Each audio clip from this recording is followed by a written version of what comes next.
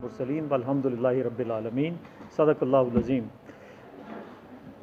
First of all जी, आप सबका इंतहाई शुक्रिया कि आपने अपने बिज़ी टाइम में से वक्त निकाल के यहाँ तशरीफ़ लाए और हमारा मौक़िफ़ सुनने का मौका दिया हमें।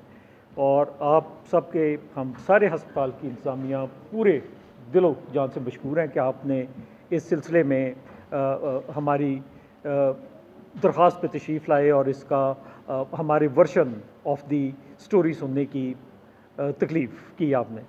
इसमें मैं आपको सबसे पहले बता दूं कि जो हमारा टेंडर प्रोक्योरमेंट प्रोसीजर है मेयो अस्पताल का, वो क्या है। और वो टेंडर प्रोक्योरमेंट प्रोसीजर अगर आप उसको सुन लेंगे तो आप खुद ही नतीजा अखज़ कर सकते हैं कि वो कितना स्ट्रिंजेंट क्राइटेरिया है उसका। इसमें होता है कि हमारा सबसे पहले तो बिडिंग डॉक्यूमेंट है जो कि तैयार होता है, जिसके ऊपर सारी टर्म्स एंड कंडीशंस हैं। और वो bidding document is weight by the bidding document committee which is headed by the professorial staff of the King Edward Medical University along with the administrative team। और वो बिडिंग डॉक्यूमेंट फिर newspaper में publication के लिए जाता है, newspaper के अंदर वो पब्लिश होता है। उसके बाद वो सिंगल स्टेज 2 एनवेलप हमारा पेपरा के रूल्स के लिहाज से बिडिंग प्रोसीजर है, जिसके अंदर वो एक स्टेज के अंदर 2 एनवेलप जिसमें टेक्निकल और फाइनेंशियल बिड अलग सील हुई होती है उसको, और वो जमा कराते हैं with in a stipulated time जो अखबार में हमने दिया होता है।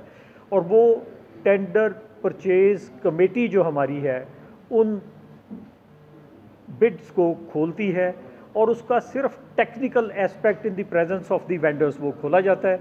उसका जो फाइनेंशियल कंपोनेंट है वो सील्ड रहता है, वो किसी के इल्म में नहीं, ना टेंडर परचेज कमेटी के इल्म में है, ना किसी और के इल्म में। उसका इल्म सिर्फ उसी को है जिसने वो सील करके दिया हुआ है, जो जिस वेंडर ने दिया है।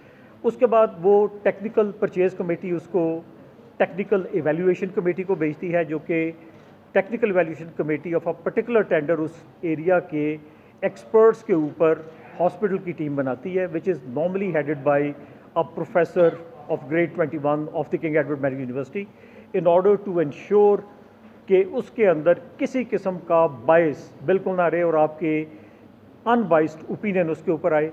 वो tender purchase committee surgical disposables की अलहदा होगी, tender purchase committee for medicine अलहदा होगी, tender purchase committee for bio medical equipment अलहदा होगी। वो एक्सपर्ट जो होंगे उस एरिया के, वो हेड होंगे इस कमेटी के, और इस कमेटी के अंदर हॉस्पिटल की तरफ से AMS और यूनिवर्सिटी की तरफ से प्रोफेसर और एसोसिएट प्रोफेसर हजरात उसके अंदर शामिल होते हैं। तो वो टेंडर परचेज कमेटी जो प्री सेट एवेल्यूएशन क्राइटेरिया है, जो कि बिडिंग डॉक्यूमेंट का हिस्सा है, जो कि हर वेंडर को उसका पता है कि वो ये क्राइटेरिया है, उसके मुताबिक उसको पैरामीटर्स को असेस करती है, जिसमें कैटेगरी A है, B है, C है, A है जिसमें कि मैंडेटरी क्राइटेरिया है, जिसका कोई क्राइटेरिया फुलफिल ना हो तो वो टेक्निकल कमेटी उसको आउट कर देती है। और इस तरह ऑर्डिनरी क्राइटेरियाज हैं और फिर सैम्पल एवेल्यूएशन क्राइटेरिया है पार्ट C के अंदर। तो उन तीनों के अंदर एक सर्टन नंबर ऑफ मार्क्स लेना ज़रूरी है, और एक के अंदर कोई डिस्क्वालीफाई होता है तो वो आउटराइटली बाहर निकल जाता है, क्योंकि वो